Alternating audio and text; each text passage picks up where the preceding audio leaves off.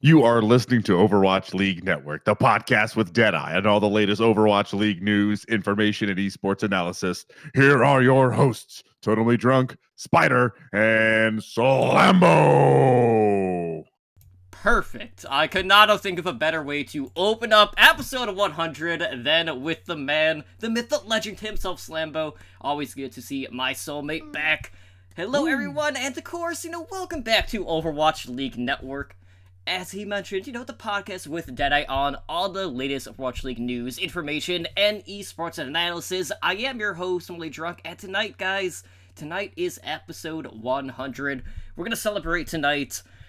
So before we can get into the news and introduce you to my co-host, let me just quickly take a moment to thank everyone who is joining us tonight on Twitch for our live show, and of course thank all of our repeat listeners out there. So joining me tonight, we have the whole crew. Up first, making his triumphant return is the other person that has been on this roller coaster with me from day one, that being none other than Slambo. Slambo, it is great to have you back, brother, and congrats on 100. Oh, what's up, nerd? Yes, man, it is very, very good to be back. It has been a long time. I frequently reminisce about my podcasting glory days as if they were that freaking long ago. They weren't.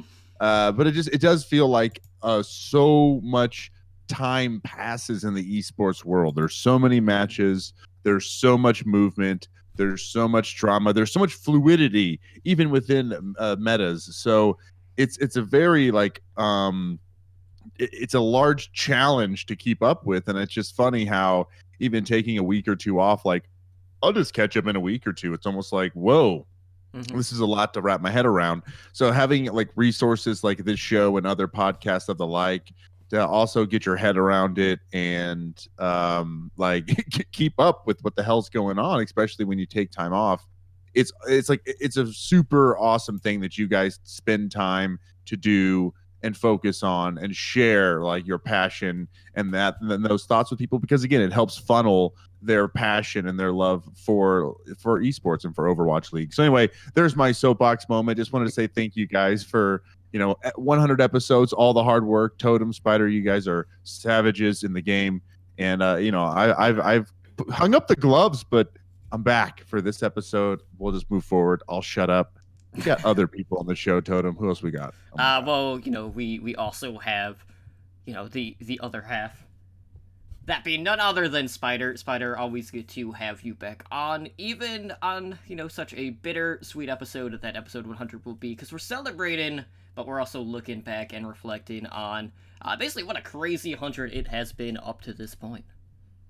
Yeah, it's hard to believe that we've made it to 100. You guys had this in the works for a while. You brought me on, before the show started, and then I kind of just rode the coattails into the success of the show. And Slambo had to step away so that it became me and you, and that was interesting at times because with only two people, schedules can conflict and stuff like that. But we made it work, and it like the whole journey from like 0 to 100 is something I'll always remember.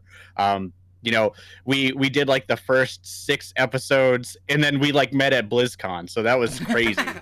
That's right. And I'll get into it more when we reminisce later, but I'm hyped for 100, man. I wish we had more to talk about than contenders, but we got enough other stuff that we can reminisce about. So what about you, Totem? How was the past week treating you? I know your schedule's still been pretty rough. It's been pretty good, actually. I'm officially on vacation for a week, and then I go back for a week, and then I'm on Blizzcation, so I'm pretty hyped about that. We got the Halloween event dropping tomorrow on servers along with the Switch release, so I'll have my 8th edition of Overwatch to try to level up. So yeah, it's been a good week across the board. But I am honestly still trying to catch up on the Gauntlet. Pretty excited about how things kind of like shook up there, but also it kind of came at the cost of one of our darling teams kind of biting the dust in another devastating loss, similar to what happened in the Overwatch League Grand Finals. More on that in a bit. But, right now it's off-season. We're getting a lot of coaching updates. We got some contract updates for the Philadelphia Fusion. Some you might feel better about than others, depending on how you want to look at it. But let's go ahead and jump into the news from this past week. So, for starters, there was a recent news story about someone basically having their Outlaws merchandise banned from school because of the logo. So we saw their general manager Flame taking to Twitter to weigh in on some of these recent controversies. Because basically, like, this Kansas mother header son basically had to wear his Outlaws jersey inside out just due to the fact that the logo has two guns on it. Now, the school in question here was Barrington Elementary, who barred the boy from wearing the jersey since the apparel promotes violence or illegal activities. And, as we know, like, the Outlaws logo features two revolvers that form a longhorn skull.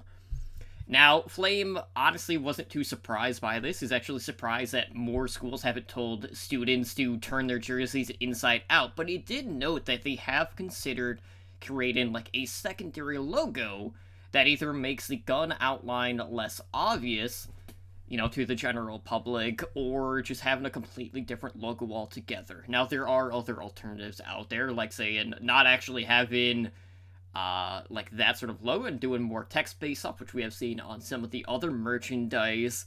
But, you guys are both parents, so I want to get your guys' thoughts on this. Like, do you feel like a logo like the Outlaws actually promotes this sort of violence that, these school boards are kind of attacking at this point? Because, you look at everything in regards to Overwatch with most of the logos, like, this is not the only logo that would technically have any sort of weaponry involved, because, you have Tracer with her pulse pistols in the Overwatch League logo. You have Genji and his sword with the contenders.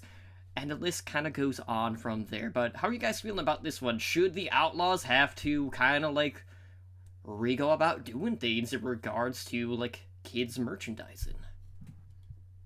Go ahead, Slambo. Okay.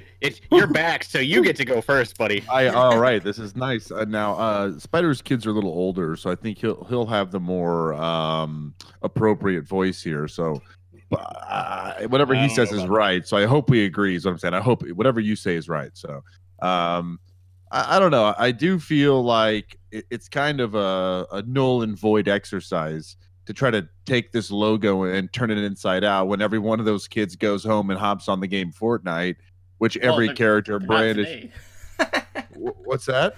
Oh, yeah. Okay. Yeah, I get it. Yes. Okay. Okay. I was like, what? Okay. Yeah. No. I know. Fortnite's dead. I get it. No. Okay. And they're going home and playing Overwatch. They're going home and playing Fortnite. They're going home and playing Apex Legends. They're going home and playing even what is that stupid? Okay, not stupid. Forgive me. The Squid Ink game. For Nintendo. So Splatoon. Yeah. Every one of these games inherently is a weapon, a gun. Like, we understand that these characters, again, they hold those things. So it's just almost like trying to pretend like it shouldn't be in the school place and then have these kids turn around and like have those things front and center in their mind all the time. It just seems like it's kind of a pointless exercise to be like, hey, don't look at guns on kids' shirts at school. At the same time, if it's going to continue to happen, and listen, if it's going to happen anywhere, it's going to happen in Kansas, and I can say that I'm from Missouri, not too far from Kansas. I get it. It's like that is where it's going to happen. If it's going to continue to happen, the alternative logo idea is fantastic, and it's a good middle ground, especially to let the brand still stick around and stay present in school without causing controversy. At the same time, it's kind of a rough thing to be upset about and kind of still confusing to me for some other reasons. So yeah, that's where I'm at. Okay, so I talked to my wife about this, and I'll lead with her side of it first because she's not really an Overwatch fan, so she could come at it a little more objectively than me. Okay.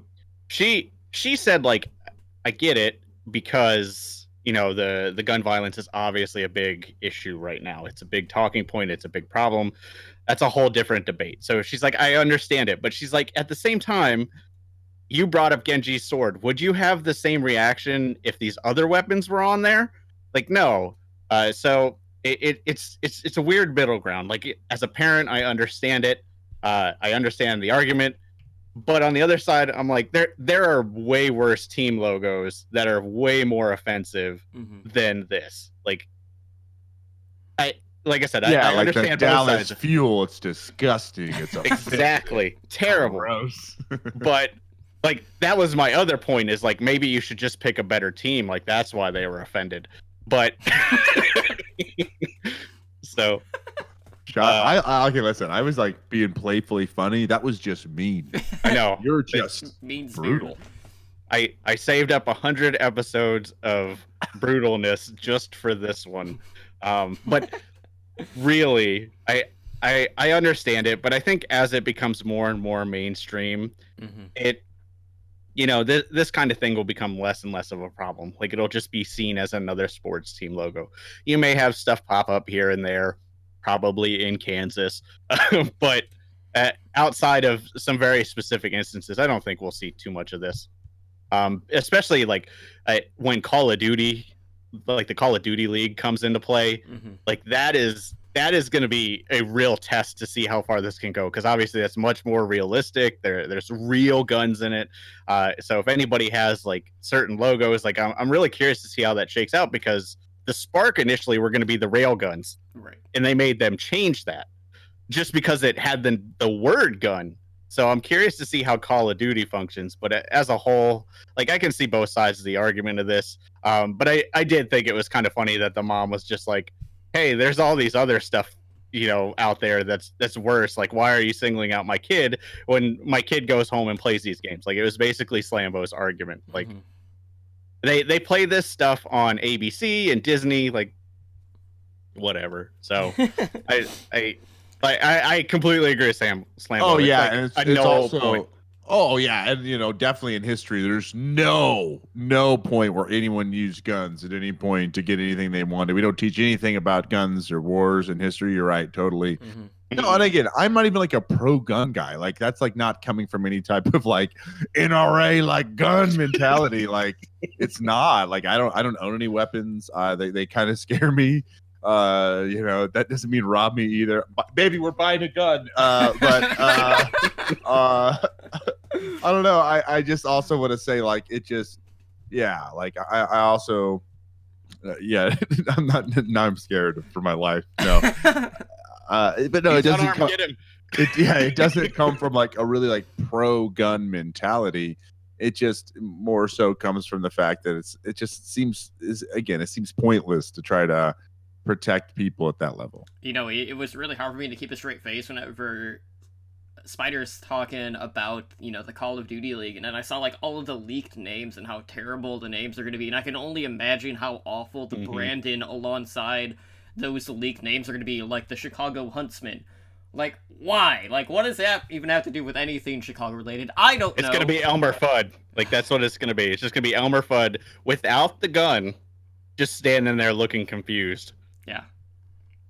Yeah, and in that case, he's also hunting wabbits. Wabbits. Yeah. Coincidentally, the team of the Florida name. The Florida Wabbits. But anyways, guys, we do have a couple of updates for contenders before we go ahead and take a look at the latest staff movement and free agency updates, which there are quite a bit of. But over the last weekend, we did have the Gauntlet, which put the top 10 contenders teams from across the globe against one another in inter-regional competition. And lo and behold, when the dust settled, it was Korea coming out on top. Whoever would have thought that one through. Another storybook ending. I know, right? Still, after all this time. True underdogs. The true came underdogs out of nowhere. Of Element Mystic stood tall and became the Gauntlet champions, taking down the top seed of NA, that being ATL Academy, in the grand finals to solidify that win. Now, I will say, we saw Atlanta Academy fall to Element Mystic in the semifinals earlier. That one was also fairly close. That one was 3-2. And then Atlanta made a run in the lower bracket by sweeping XL2 Academy, they quickly knocked Gen G out, who were the 3rd Korean seed, also, Seoul's academy team, and then they swept Runaway 4-0 to reach the finals to get that rematch against Element Mystic for the grand finals. But, it's pretty crazy. Like, looking back, some of our predictions were way off. We saw Talon Esports have a little bit of a run out of Group A. Element Mystic was the other team to get out of there. And then, as we expected, it was Gen G and Envy out of Group B. But when you look back and you look at the players that were involved in this tournament, nearly half of the players competing at the Gauntlet were Korean. 33 of the 68 players. And it was both Europe and China getting knocked out the first round. So kind of feels bad if you were HSL Esports or LGE Hua. Both of them getting swept in the first round by XL2 Academy and Gen G, respectively.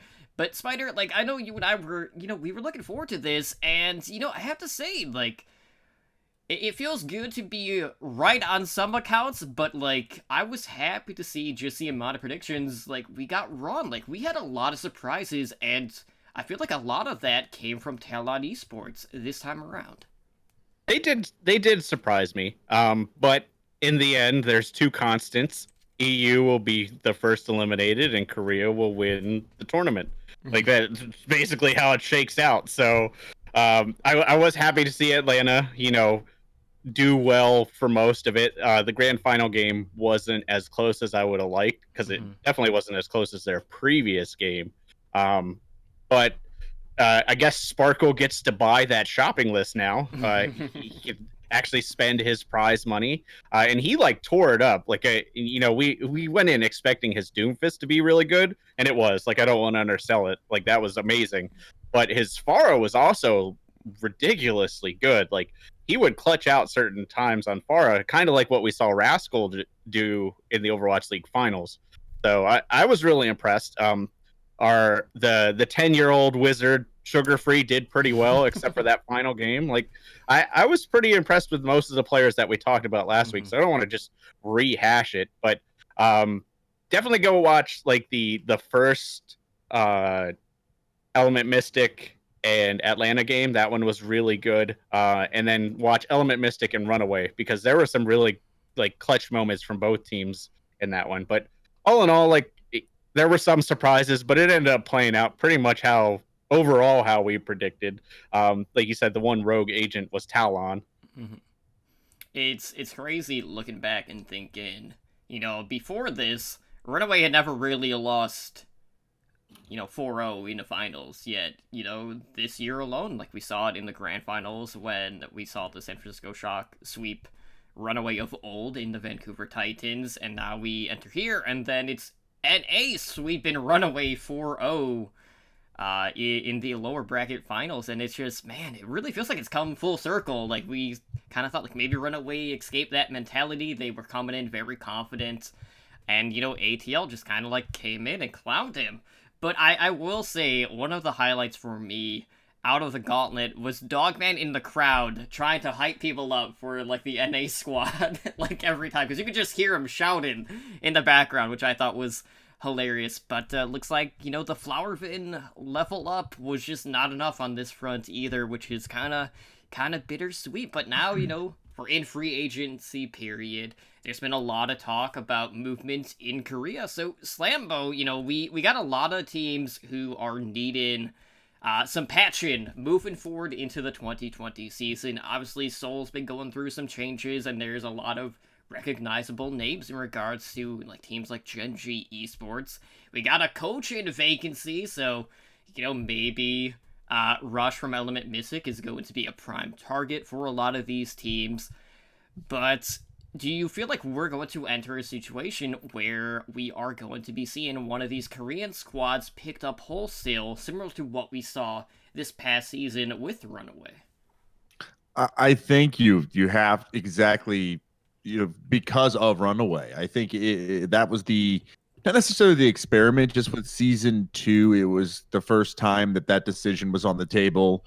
Do you look at one of these quote unquote, minor league squads and look to bring them up again wholesale altogether, part and parcel, or do you look to kind of grab 2 or 3 of those players and and spread those across 3 or 4 teams, across how is that? What's the best way to do that? And listen, not everyone's going to be as talented as the Titans ended up becoming. But I think the blueprint is certainly there in that instance. So I think at least a couple of these teams will be looked at. I can't imagine. I know you said Jin G, but also there's a lot of great players between Runaway and Element Mystic. So the exodus is going to happen. I mean, I talked about that sweeping change, and I think that's a little bit more of a slow drip in the off season, but there's going to be a lot of movement across like the both the professional and the minor league levels, the open and contender levels.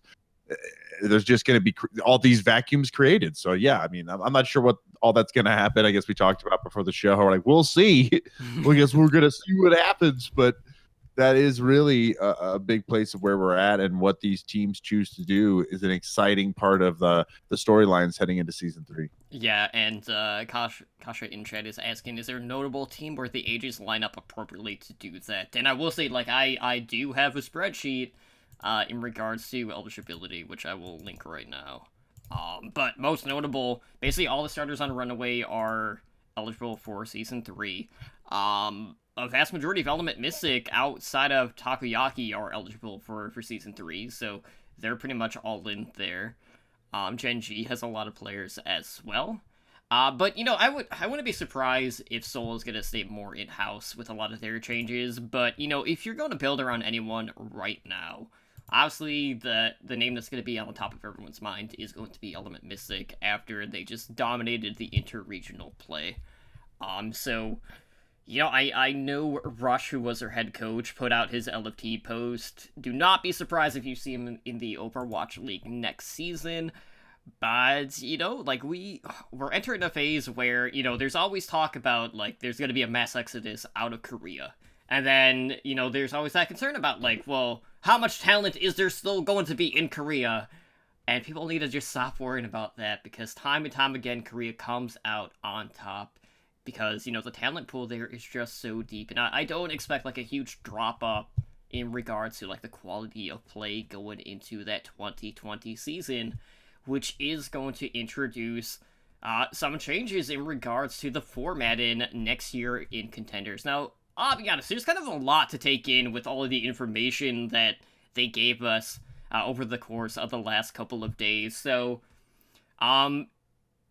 it's interesting because right now, they kind of like broke it up. Like right now, we're kind of like doing an open division for funsies. Like you get like an avatar and like a spray. Woo, yeah. Oh, so Hey, guys. basically the Contenders South America treatment. Kind of. Wow. That's Pay the bill. Pay your bill. No. feels bad, man. They're a little behind on that front. But anyways, Contenders in 2020 is going to feature a bi-weekly tournament, which will feature both promotions and emotions. So how this is going to work is teams are going to be earning points based on where they finish in these tournaments. So at the end of each season, you'll have the top 8 teams based on points qualifying into the region's double elimination playoffs to compete for the title. So basically, like, going into this, they're going to determine seeding by doing a preliminary double elimination tournament. So all the teams that were competing in Season 2 of 2019 will be invited to this. And then we'll kind of get situated with who's going to be the first teams in trials, as well as contenders. So if you're a bottom 4 team, you got to qualify for contenders through trials. If you're above that, you're automatically in contenders for that season. But if you finish in top 4, you're going to get a first round bye. So, just less of a road to get to that title. So, there's a lot to kind of think about this. So, like, you have your bottom 8 teams basically having to qualify for the next contender season through trials. And then, Open Division kind of weighs into that. But one of the biggest takeaways in regards to the format changes is just like the Overwatch League, we are going to divisions. So we have the Pacific Division, which will make up Australia, the Pacific, China, and Korea. And then Atlantic consists of North America, Europe, and South America. So we don't have any sort of cross-region play within the divisions, but, the showdowns, the gauntlet, are both set to return in 2020, with 2020 being divided into 2 seasons. So, looking at this, guys, obviously, we've kind of seen North America expand in regards to contenders. Especially in the 2019 season, we have the NA East or West. I can't remember how they divided it. It's a throwback at this point. But there were 2 divisions out of North America. So it still ends up being like 4 per division at that point in regards to the regions. It was the America left and the America right. Absolutely. So, looking at this, of course, you have kind of like the odd duckling in each group. You got South American one, you got, Australia in the other. Kind of duking it out to try to not to get relegated at this point. But how are you guys feeling about this kind of like rotation going on where it's going to give all of these teams like an additional week to prep rather than kind of just going week after week at this point, since we are transitioning over to bi-weekly, having contenders 1 week, then having it off the next week with trials taking place for that respective week, and then kind of alternating between the 2. Yeah, I mean, I'll just jump in quick because I don't have a deep thought on it. I do like the changes. I think the separation is nice. The movement is nice. The pacing is going to be a lot better for the teams, for the players. And it seems like there's going to be a lot more movement, a lot more fluidity to the whole thing, which is more interesting for the fans and, makes the teams a little more incentivized to focus and get stuff done. Whoops. All right. But Spider's muted. Spider's muted. He was trying to talk. There we go. There he is. There he is. Hey, baby. So, I forgot to hit the button. Pulling an Ed. It's getting late over here at 10:30. that's a parent's life right there. Mm-hmm. But I like this change. I think as a whole, it brings a lot more visibility to tier 2 because it's going to be a lot easier to follow because you're like, hey, I don't need to follow a whole season of contenders. I can hop in a tournament and see like, oh man, Atlanta has been tearing it up in these tournaments. I wonder how they do. And then they go out in first round and you're like, oh man, they really sucked this tournament. So I think it's going to provide much easier jumping in points for the tier 2 scene, which I really like. I think it's going to add a lot more like spice to it because you're going to have like that innate rivalry real quickly that you don't get in group stages. So I like all these changes and I like the prep time. I like the region changes. I think this is all good for tier 2. And that's pretty much all I have to say about it. Like I like all these changes. Well, if there is one thing that I surefire believe is going to remain consistent, regardless of what the format is going to be, it's that Blizzard is not going to promote tier 2 as per usual. It's bittersweet, guys, because what happened. Maybe they can remember once every other week. Like maybe that's the whole reason they were like, "Look, our social media guy just cannot keep up with it." So we just have a lot going on. Yeah. Lot going on. I mean, you say that, but we're like 2 weeks into October at this point, and we just now found out about the Halloween event earlier today. Like there wasn't anything about the gauntlets during that weekend. Well, Jeff Kaplan said that the Halloween event wasn't going to be anything special, like months ago. He said, like, look, it's going to be pretty low key. So, what are they going to do? Show off skins, which kind of ruins the event. Are you saying that Zenyatta being able to walk is low key? Like, that is the biggest reveal, and that's why they used it. That's because it's the only reveal. Yeah, exactly. This is like one of those comedy movies where they put all the best scenes into the trailer. Right. Like, this is a bad sign. That's probably all the best parts. Unless there's like Torbjorn on stilts for one of his like costumes, that would be it. Right. Also, I mean, don't we think the writing on the wall is they're doing work in other places, so we expect a really healthy BlizzCon? Is that what we're all talking about here? Basically. All right, okay, wait. I just came up with a really good idea. What about for a Reinhardt skin? It's Torbjorn on stilts, but he still has the big hammer. So it doesn't really change the outline, but it looks hilarious. I love this idea. I like it. So the real question is, since we know that that was pulled from an Overwatch League sign, are there going to be any other emotes added to the Halloween event based off of what we saw at the Blizzard Arena throughout the Overwatch League seasons? Because that was not the only one that they kind of like poked fun at in regards to like doing animations for the broadcast. Well, like there was like let Sigma walk or let Torbjorn wall climb and stuff like that. So I don't know if we'll see any like animation changes to that stuff. Like it'd be funny if there was like an emote where Torbjorn tries to wall climb and falls down, like builds up the turrets or something. But beyond that, like I don't know what else they could do. I didn't miss anything. I know, and I mean I know he's kind of an older name, not necessarily as popular, but there isn't a Bastion skin with a seagull like for Ganymede, right? So maybe the opportunity is like a seagull, bring some seagull fans back to the fold. All right, that's terrible. That's all I got. No, I like it. But anyways, we'll talk more about the Halloween event on Wednesday, since it does drop tomorrow along with the Nintendo Switch release. So curious to check out those gyro controls tomorrow when it drops at, I want to say the launch time was 11 a.m. Pacific time, if I'm not mistaken, on that front. But we got some changes in regards to the Overwatch League. On the coaching staff front, quite a bit of movement going on. So I'll be honest, like, these were probably going to breeze over pretty quickly. Maybe do like a little bit of a recap of, the season. Maybe potential land-in spots as we go along the way. But there are a lot of changes on that front. So starting with Washington Justice, they have found a new head coach. And they have turned to former Los Angeles Gladiators assistant coach John Galt for the 2020 season for Washington. So basically the news came after following the team dropping the entirety of their coaching staff this past week. And Galt this year is currently coaching the Singapore team in the World Cup.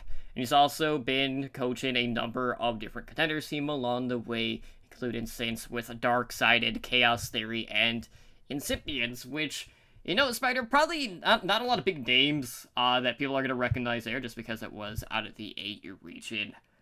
Kind of like on that front, but he is going to be reuniting with another Gladiators alumni who was hired earlier in the year as their new general manager. So, it kind of begs the question, are we going to see any other Gladiators moving ship over to the Justice for the 2020 season? First of all, adorable. She got so big now. It's crazy. Yeah, sorry for that. Sorry. I went to grab a water. And she chased me in the room. Bobble, bobble. So I had to show her on camera. I'd go wake up my kids, but I don't want to deal with that right now. Yeah, that's a terrible idea. Let's be clear also, guys. I live on the West Coast. It is 7:45. I'm not a monster. It's not 11. It's 11 here. Yeah, I'm not a monster. Okay, my daughter is going to bed in like 10 minutes. So yeah, we saw the PJs. They were good. By the way, those PJs, I'm sorry, this is totally not what people tune to this show for, but it says Yeti for bed. It has like a Yeti on them. Oh, it's like a dad joke right there. She's a Titans fan. She's a Titans fan for sure. She's definitely not in that Cox household. Yeah, no. Yeah, that's right. Too soon. All right. Yeah. All right. So anyway, sorry guys. We'll continue the show now. Anyway, to John Galt and Ballin and all of that, I have to think that she knew how much of an impact he had on the Gladiators. Mm-hmm. So it makes sense. I think he was ready to move up to a coaching position, and it makes sense for the Justice because they're leaning to more of a mixed roster now. So I would like to say things are looking up for the Justice, but that's really the only place they had to go. Like they were definitely like the Shanghai of season 2, which I guess would still technically be Florida. But technically, yeah. I think they're making good moves in the offseason, and I really like this pickup. I think, looking at the Gladiators' track record, give them a shot. I mean, just to weigh in, I guess not in like anything in particular, or this move in particular, but this is such a hard job right now because it's Mhm. so unestablished what success looks like and like what you're held accountable for in that role. I mean, is it all about winning, or is it about building something for the future, or is it about developing your skills as a coach and understanding where you're going to make mistakes is what I'm trying to get at, because there's no roadmap to be a successful esports coach. There's definitely, you can read books and there's resources and videos on how to coach and how to maintain personalities and all that, but it's just still a very different territory than any other type of sports. It's hard to compare it and hard to really be able to coach effectively, I think, there. So in general, this is like the hardest job in all of esports. And it's just tough. There's going to be a lot of movement always. I've been saying that for years, but it's just part of the game. And Yeah, I don't expect it to slow down anytime soon. it's important to note too, like when we look at some of these coaching changes, there is like a varying degree of success. With a lot of the movement we're going to be talking about, because whether it's season to season, whether it's just a level of consistency across the board, the Gladiators were one of the more consistent teams in both season 1 and season 2, as that was a top 6 team in both of the seasons, and there's not a lot of teams that can say that at this point. But looking at their LA counterpart of the Valiant, they also made a move in regards to drop in one of their assistant coaches in Promise, who was picked up by the Valiant during Stage 2 after the Valiant started their season going 0-8. Now, after Promise joined the team, they would go on with a 12-8 record. And, prior to this, Promise was on the Mayhem Academy team on that coaching staff. And they kind of bundled a lot of like the Mayhem Academy Mayhem players together in regards to the Valiant. So Promise joined 3 of the players from the organization, and it's important to note right now, when you're the Valiant, you still have 3 coaches on this roster. You have Stoop, you have Reprise as your assistant coaches, you have Pack-In-10 as your head coach. So it's not like this is going to be a big blow in regards to the overall level of success that this team can find. But, Promise is another one of those names who, like, 12-8 is honestly better than kind of like more than half of the league at this point, let's be honest, when it comes to the overall record that you're bringing to your coaching tenure at this point. So I don't think this is going to be a name that's going to be lingering for too long in regards to the LFT posts. No, I mean, you nailed it, because the Moon, who went 0-8, has already signed a head coach job. So you have to think that Promise, who helped turn this team around, it has to be picked up by somebody, even if it's in an assistant coaching role. Like, there are a lot of teams, like obviously the Fusion jettisoned a lot of coaches. Like, there's a lot of mixed roster teams that will be looking for this type of coach. So I think you're right. I think he'll be picked up fairly quickly. And not much else to really for me to add there. He will be picked up. Yeah, that's all there is. Yeah. Are you promising? I cannot believe I cannot believe I didn't see that. I'm off my game, Spider. I love it. Thank you. But anyways, moving into Philadelphia, they kind of went away with 2 of their co-head coaches who are no longer with the team. That being Hayes and, God, I always have such a hard time with this guy's name. Let's call him named, because it's named Hawaii? I don't know how to pronounce that. It's a weird pronunciation, and I don't want to keep butchering it time and time again. Please continue to try it for the next 5 minutes. That would be great content I don't think Bill would appreciate that. But anyway. Hui. I think that's just how my daughter on a slide just wee. Just as what I hear. So yeah.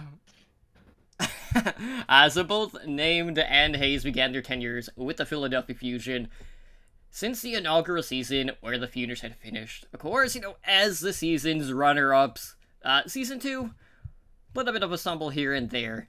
But following the first season, Named was promoted to a co-head coach position alongside Hayes on the team. So, despite that early success that the Fusion found, this was a team that fell pretty middle of the pack in the 2019 season, qualifying for the play-in tournament with a 15-13 record. Now, with these departures, there's only one person remaining on the coaching staff for the Philadelphia Fusion, and that is one of the longer-tenured EU players out there, Christopher. So this is a team that's definitely going to be in the market looking for a new coach. There's still a lot of rumors about where Carpe is going to end up.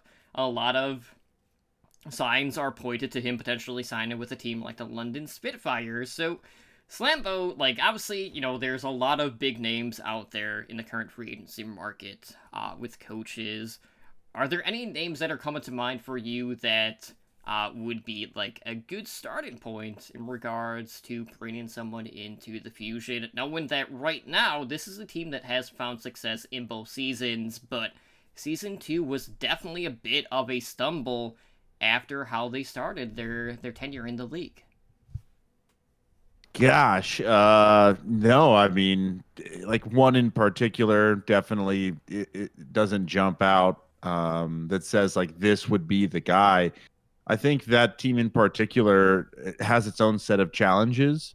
I'd really probably get a stumble here a little bit because if I remember when the league first spun up, that team was the most diverse, meaning they had the most amount of players from different teams, which kind of presents its own challenge. Again, we learned as the league progressed how important communication was, and so that team really did see a ton of success, even with potentially some of the largest communication challenge hurdle to grow. It has changed structure and face a lot, so I don't think it's nearly as diverse as it was. But they still maintain, again, a roster that is fairly challenging, I think, for any head coach to kind of step in and try to right the ship. And plus, it's expected to be a lot of movement there as well in free agency. So I don't know. I mean, there's definitely not one in particular that I guess that I can say this head coach or this is the person for the job. Yeah, and I don't know. I don't think I'd want that job. I think that's kind of a tougher, weirder job for me of all the potential vacancies. Even with teams that have had some success, as you mentioned, the Valiant might be a more attractive place for me to go as a head coach. But maybe that's just my opinion too. So, right. Yeah, I mean, there are a lot of contenders coaches that they could be called up, but that's basically just pulling a needle out of the haystack. You could pick any number of them and say they could do well in the Fusion because a lot of the contenders teams run with mixed rosters. I would have said Mineral had Boston not picked him up. I thought he would have been a good fit. Obviously, some bigger named coaches that have worked with mixed rosters would be Tyrong, but I don't see him fitting into the Fusion. So I think they're going to pick up somebody fresh, somebody out of contenders, and just continue this rebuild. That's all they're doing is they've kept a few key people, some more questionable than others. But it seems like they're burning it to the ground and just rebuilding wholesale. Right, and it is worth noting that there were some updates to the free agency on the Fusion, which we'll go into here in just a little bit. But there are 3 names that are now listed either under contract or team option instead of free agent. But we'll have more on that in just a little bit. But, I will say, I agree. I don't think the Fusion destination is as high up on the list in regards to, where someone would want to land. Just because of the amount of uncertainty, regardless of the level of success that this team has found. There are other places that I feel would bring a lot more comfort, knowing that they wouldn't have to pull in as much to try to pick up where they had left off in the 2019 season. But there's another team out there who had been kind of going through some stuff in regards to the Sentinels and, of course, their Overwatch League team of the Gladiators. And the Gladiators made an announcement that they are bringing DPay back for the 2020 season. So not only did they bring DP back as the team's head coach, but they also gave him the title and role of general manager. Now, the 2020 season will serve as DP's third straight season as the Gladiators' head coach. And, in that time, the Gladiators were one of 3 teams to make the playoffs in both seasons. So, with DP at the helm of this team has had a pretty good record, 42-26 across the 2 seasons. As I mentioned earlier, this was a team that finished in the top 6 in both accounts.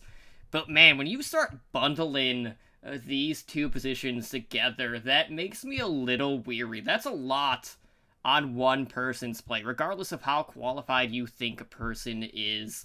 There's something to be said that there's only so much of a workload that one person can handle before they buckle, before, their knees or legs give out at this point. And I'm worried on this front, not to say that DP hasn't been a stellar head coach, because, there's not a lot of head coaches that have had that sort of tenure in the Overwatch League, let alone on one team.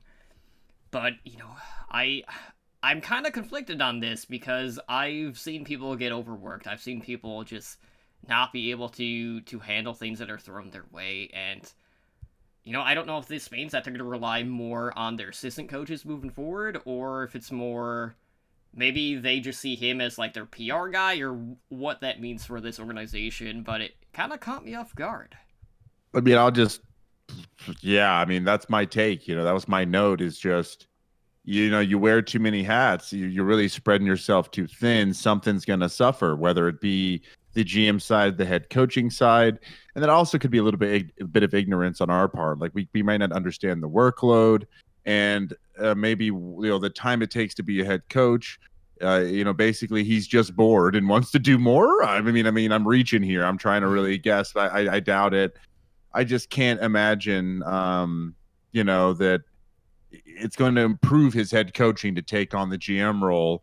And it might help out, who knows, on the free agency side, or help on that player management side, understanding a little bit more deeply about the needs and the gaps in the team and objectively being able to fill it. That sounds great on paper.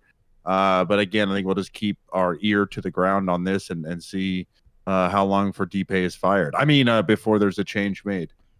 Oh, man. Throwing that in there already. So it's episode 100. Let's go for it. Yeah, exactly. So I'm going to take a different side of it. And like you said, we don't know what each one of those hats contains. Like, we don't know the job structure. So to me, what this says initially when he put out his looking for team to explore other opportunities, he was asking for more money. And Gladiators initially kicked back on that. Like, they were like, no, you're really good, but we're not sure we can swing that with the management structure changing and everything. So I think what happened is they entered negotiations, and I will preface this is all speculation, but they entered negotiations and they said, look, we'll give you more money, but you also have to be GM of the team, because frankly, we don't have a GM right now. And he probably thought about it and said, all right, you know what, I'll take the pay raise and I'll wear both of those hats. So that's, coming from like a corporate structure, that's what it looks like to me. It looks like it was a negotiation tactic, and that's why we saw the initial looking for team, because he's looking for a bigger payday. Because, like you said, they're one of the top 6 teams each year. So the head coach of the top 6 team could go almost anywhere to these mixed roster teams and probably find a job. Because, like you said earlier, Slambo, the coaching is hard. And there's no guidebook. You can't go read Ninja's book on Audible to know how to coach at Overwatch teams. You got to have the experience. So this is a highly sought after position, and he's successful at it. So I think it was a negotiation tactic, and we'll see. We'll see if he gets fired or if he can continue thriving in Los Angeles. Part of me too feels like, okay, like if they're that confident in him to do both roles, they might actually already have someone in mind, in place to get promoted, going into the future as a new head coach, if they're gonna promote someone that's already on the coaching staff if it does become too much on that front. But it's funny, like when we're talking about the whole coaching side of things, like we've seen players basically go from open division to contenders to the Overwatch League in 3 games. We're not seeing that with coaches, We're not seeing any of these coaching prodigies suddenly like pop up, and then all of a sudden they're Overwatch League caliber. But we kind of saw how that played out with I'm 37 with Toronto. Yeah, I don't think the players are that caliber, so I don't think you should do that with coaches, definitely. But we do have one other team that parted ways with a coach this past week, and this actually happened earlier today, and that is the Seoul Dynasty made changes and released their head coach KDG. So what's interesting about this one is, like, honestly, like, to me, this one was a little bit more bittersweet. Obviously, Slambo, you and I are a lot closer to this team than, some of the other teams that we talked about tonight. But, we've seen the dynasty of the inaugural season, and then we saw the dynasty that we got this past year. And it was a definite step up in regards to the overall improvement on this team. KDG had led the dynasty to 2 stage playoffs, as well as qualifying for the season playoffs. This was one of the first teams to really incorporate that full 12-man roster, complete with rotating teams. Now, granted, we'd lost a couple of players along the way, and that was kind of thrown out the window. But, when other teams tried to incorporate that, it wasn't with a 12-man front. It was more with, like, we're just going to swap out the DPS line, which is what the Shock ended up doing. But, this is a coach who, prior to the Overwatch League, had a lot of mixed roster experience. I know at one point he had a tenure in EU as part of Snakes. I was on a couple of other teams along the way as well. But, when we define success as, like, a coach in esports, like, I don't think there's, like, that much you can dog on KDG about after we saw the season-to-season improvement from the Dynasty, knowing just the level of uncertainty at times because of kind of like a lack of consistency at times from that team. So this one to me was kind of unexpected, but if you're getting rid of someone who turned your team around from going to someone that was kind of like a joke in a sense of like being memed for not making the playoffs to all of a sudden making 3 playoff experiences, hopefully this means that they have a big name lined up going into the 2020 season. Yeah, I mean, and the way it was worded was that the contract expired and they just chose not to renew him. Probably for that reason, is that they were probably going to have to pony up some dough where they can probably get a similar talent and pay them the same or less that they paid KDG in season 2. So it could just be a pure money play. And again, it's because it's almost like the coaching role is like the tank role in World of Warcraft, classic World of Warcraft, hashtag I'm only playing a little bit. But, it's just kind of a thankless role. It's like, if you're good at it, no one talks about you. And if you suck at it, everyone blames you. And it's really obvious. So it's just interesting with that dynamic in mind. But yeah, no, I think that, that this is probably a fine move for the organization, even though there was improvement. They think they can do better, to your point, Totem. Maybe there is somebody lined up. That's fine. And if not, then we'll have a new coach halfway through the season, probably, because that's how things work. Or even after stage 1 in some cases. Yeah, who knows? Yeah, I'm not a soulmate, but I was very surprised by this move because, like you said, he was the only coach so far to date to successfully manage a 12-man roster and win.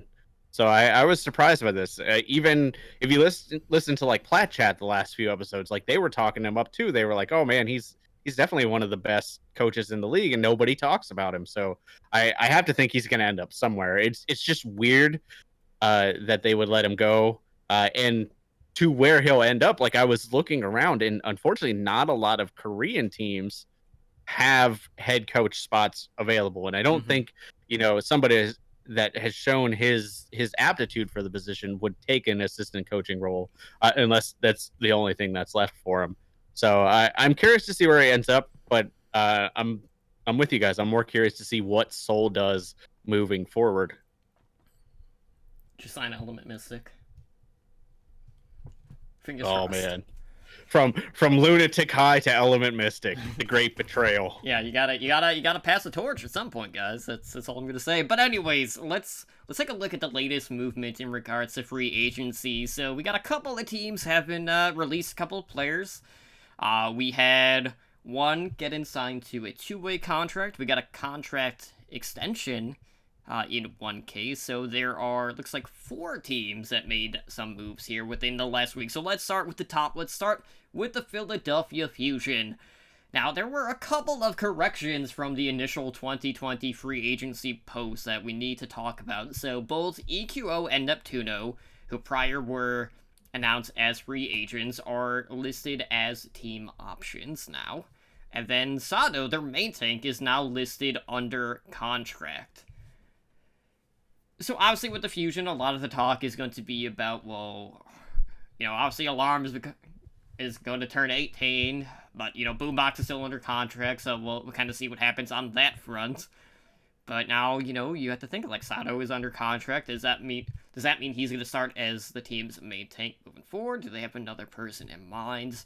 And now we have to have the discussion of, are they going to re-up the contract for EQO and Neptuno? So Spider, like, obviously, like, we saw kind of like a mini Elk experiment in the 2019 season. We didn't really get to see that, like, pan out all that well, just because there was a little bit of, like, a role swap in his case. But EQO, even regardless of being in Brig Jail the vast majority of the season, even when he swapped over to DPS, it wasn't the EQO of the inaugural season. So how are you feeling about his chances of getting re-upped by the Fusion going into this next season? Not good. I feel like they're going to bring up a lot of the Fusion University players. I was confused by Sado, but Sado definitely makes a good backup tank.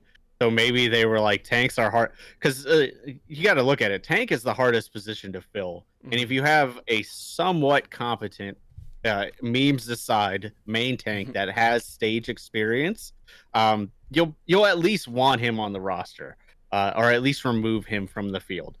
So I think that is the play of this. I'm not sure about this signing because it did surprise me because he was one of the weak links for Philly, but you could say that about all the players at certain points during the season, with the exception of Poco.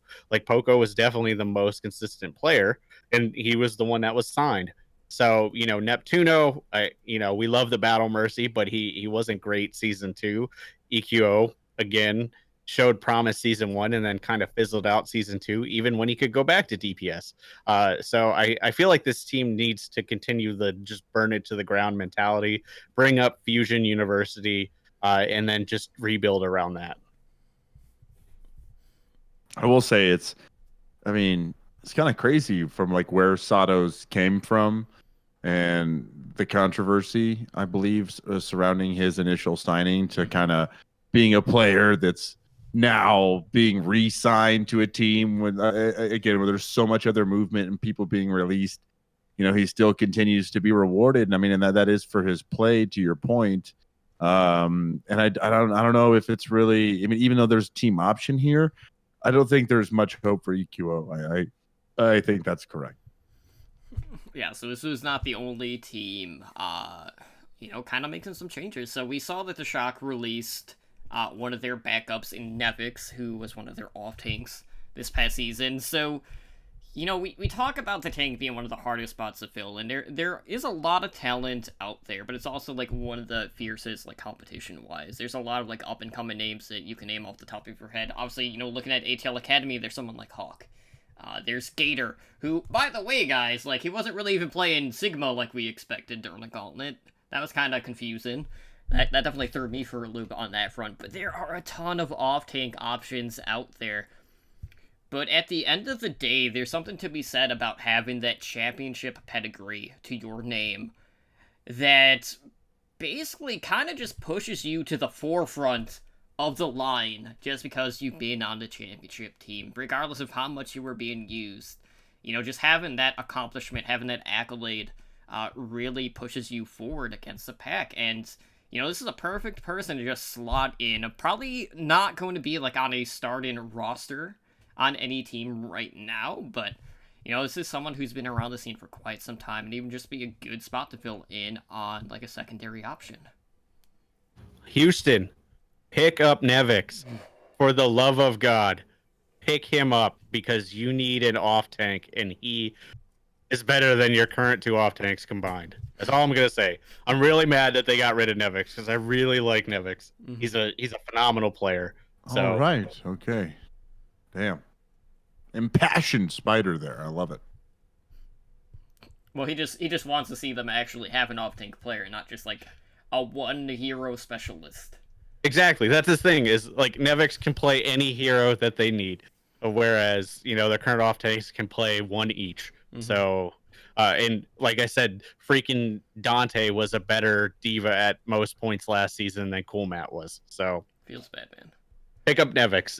Come on, Houston. I know you have some sale management problems still to be worked out, but you need to start spending some money if you want to start seeing some returns. Yeah, and that's another thing too that we haven't really talked about. It's been basically radio silence about the Outlaw sale.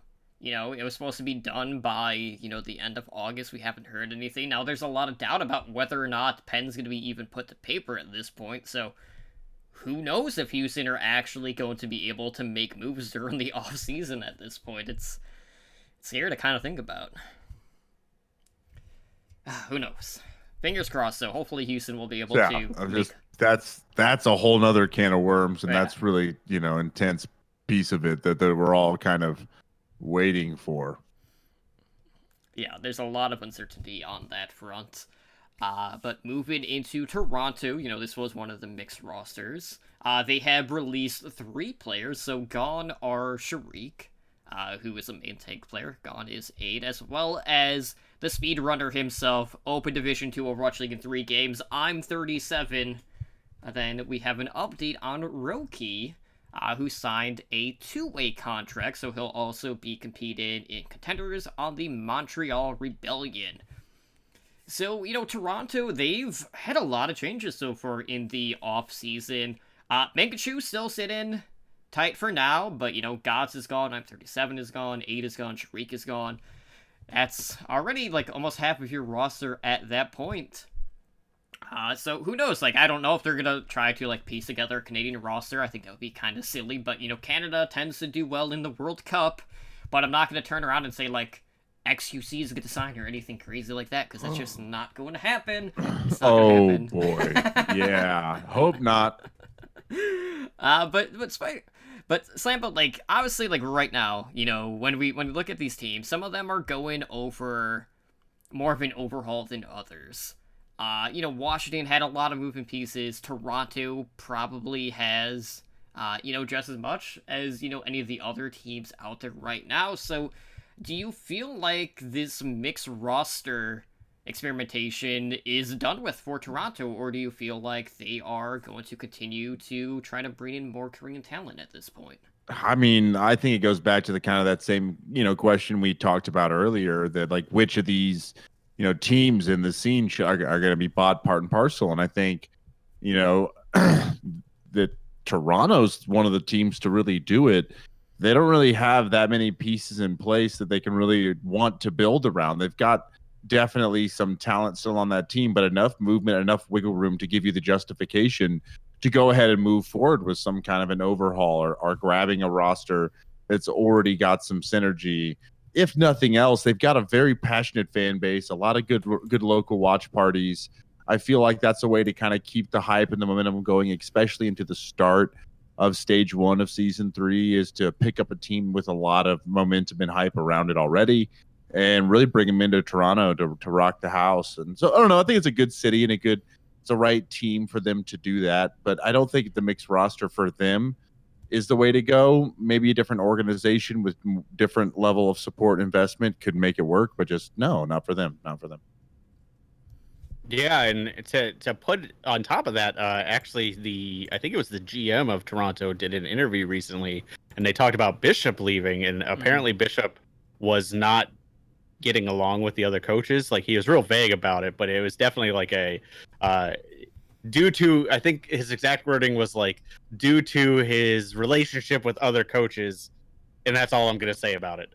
So I think you're right. I think moving forward, this is probably going to be a Western core roster. They may pick up, some I would say transient Korean players, like we've seen them in the past, like um, who Kareev, or some of the more Western. I don't want to say Westernized because it sounds bad, but like I said, transient Korean players, like affect like level of Korean players. But I think outside of that, they mostly going to stick to a Western roster.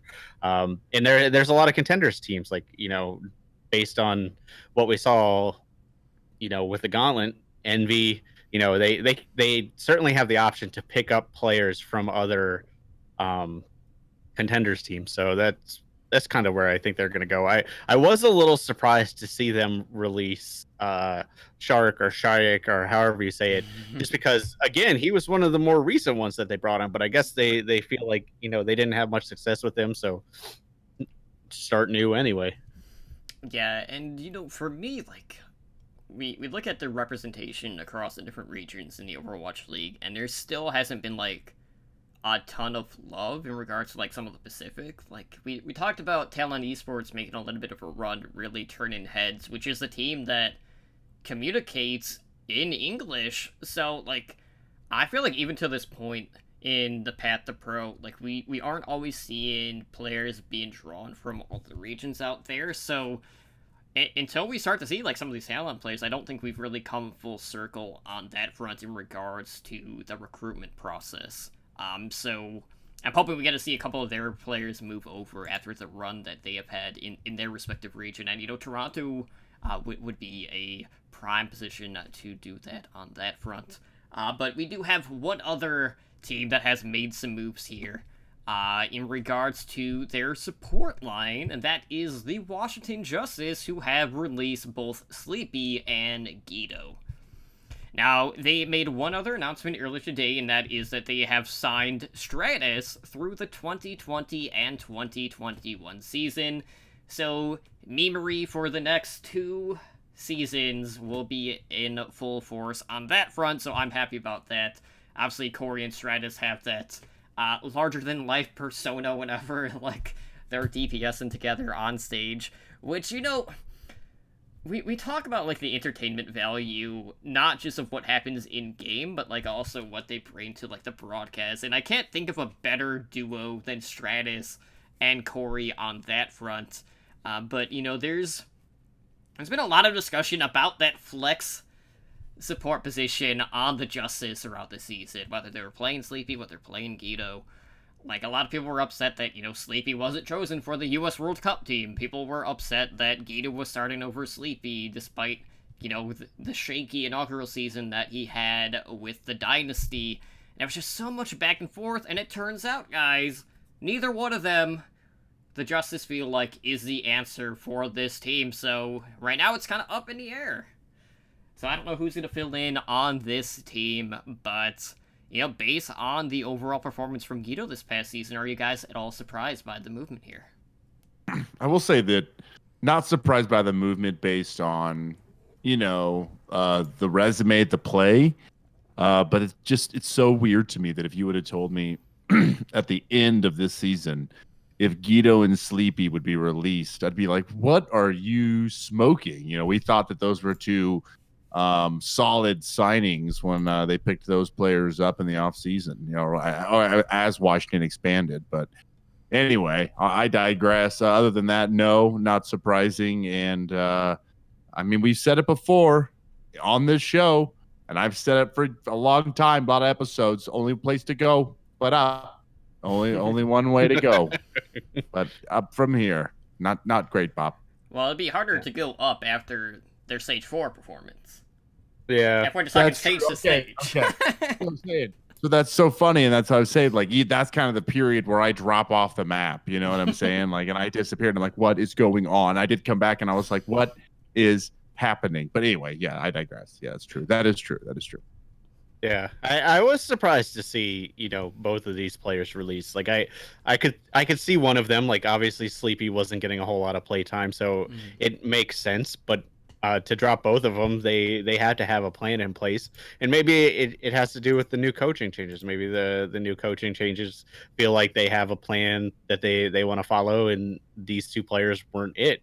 And we'll see whether or not that pays off, because Guido had some struggles, and Sleepy, while great, can be inconsistent at times. I feel like they're both solid support players, so I was surprised to see them, just straight out get dropped rather than, one of them at least be benched. Um, as far as Stratus goes, I went out and bought a pair of aviators today so I can rock them when I go to the home games. So I am hyped for him coming back. Corey coming back. Like, obviously the DPS line was a big selling point for them, because that's kind of what helped carry them in stage 4. I mean, when your DPS line is good enough to make Janice look good, or at least not bad, that's saying something, because NYXL couldn't even do that. So I think these are both two very competent players. So I'm excited that they got both of them back. Should make for some interesting Twitter gifts moving forward, as per usual on that front.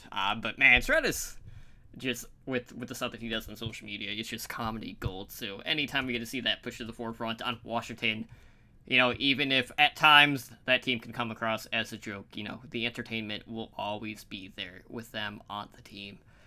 But Guido to me is definitely someone that's gonna get picked up again, I would imagine.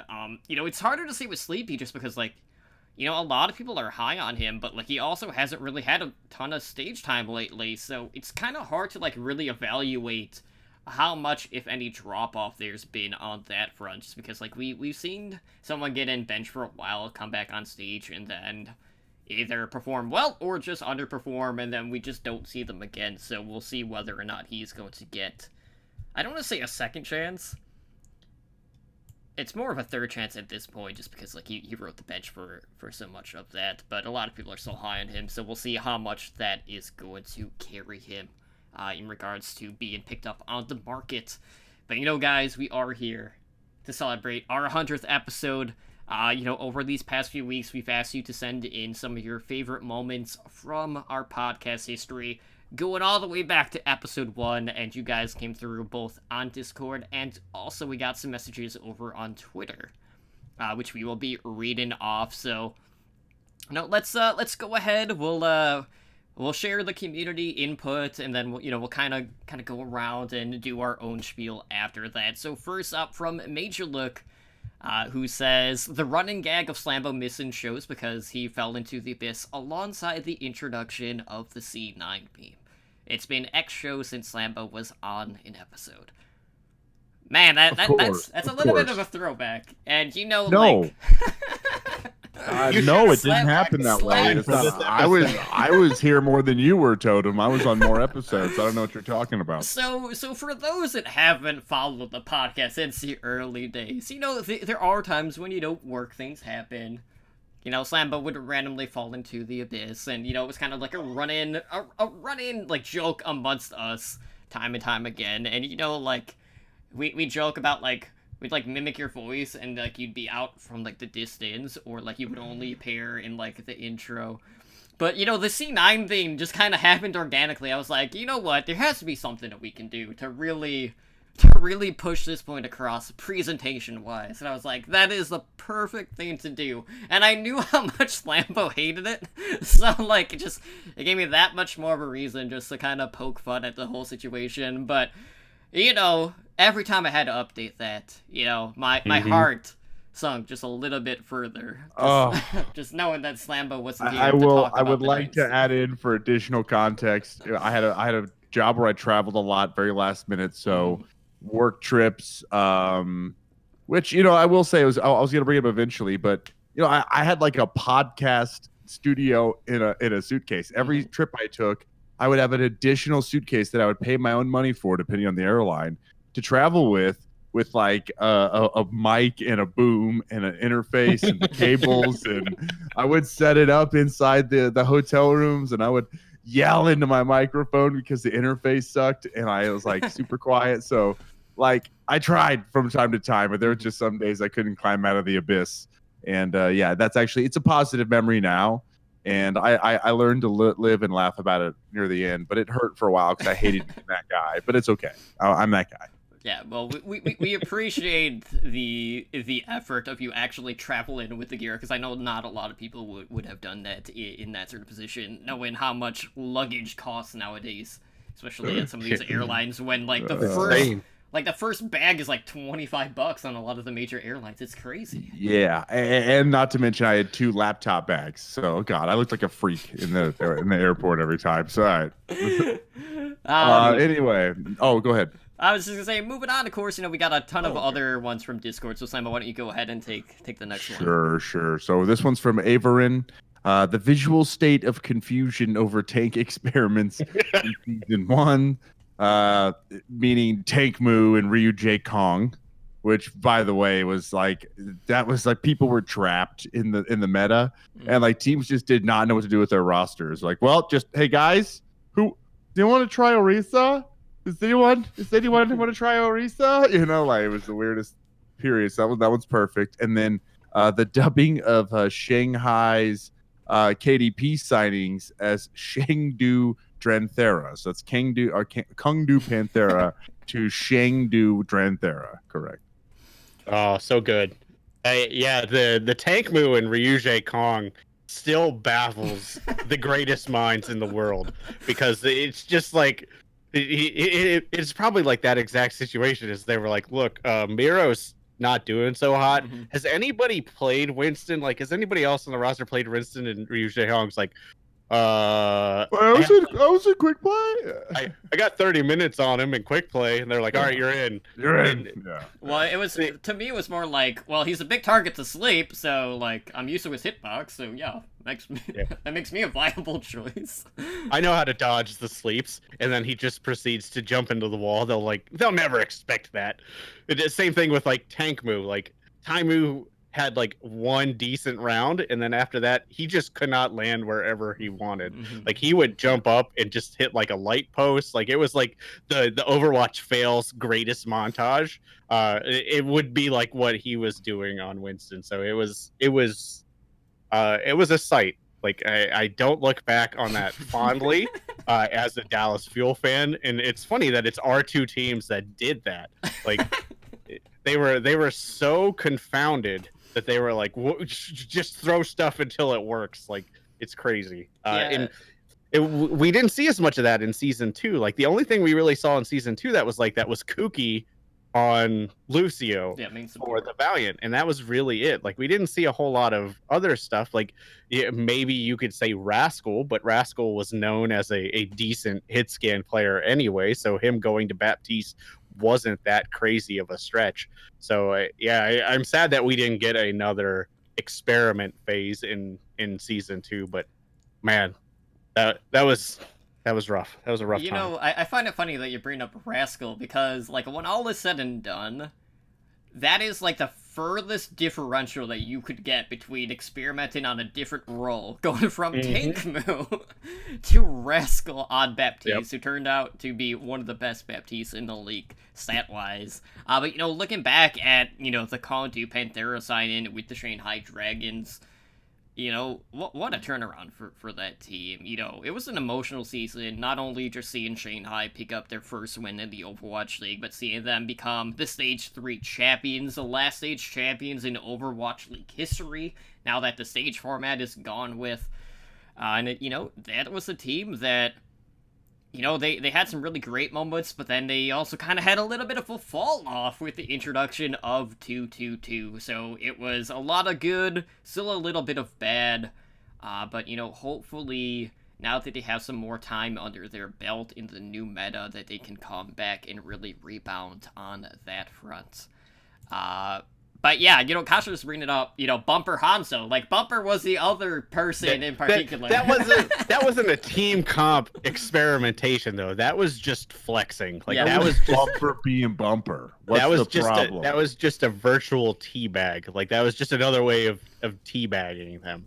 They were already rolling them. Like, it wasn't like they were like, oh, well, going forward, we're gonna have Bumper on DPS. Like that wasn't the plan for Dallas, and the plan for Seoul was the plan going forward is we are gonna have these players on tank, whereas Bumper was just a like I said, a different way of teabagging the other team. That's all it was. It was just a pure flex moment. But yes, Bumper on Honto was a great moment. Really, any Bumper DPS highlight was a great moment. It basically Bumper on Bumper is Bumper. a DPS. Yeah, thank you, Spider. Same time. Thank you. Yes. All right, Spider, why don't you go ahead and take the next one? Sure thing. The next one's from Sharkbait.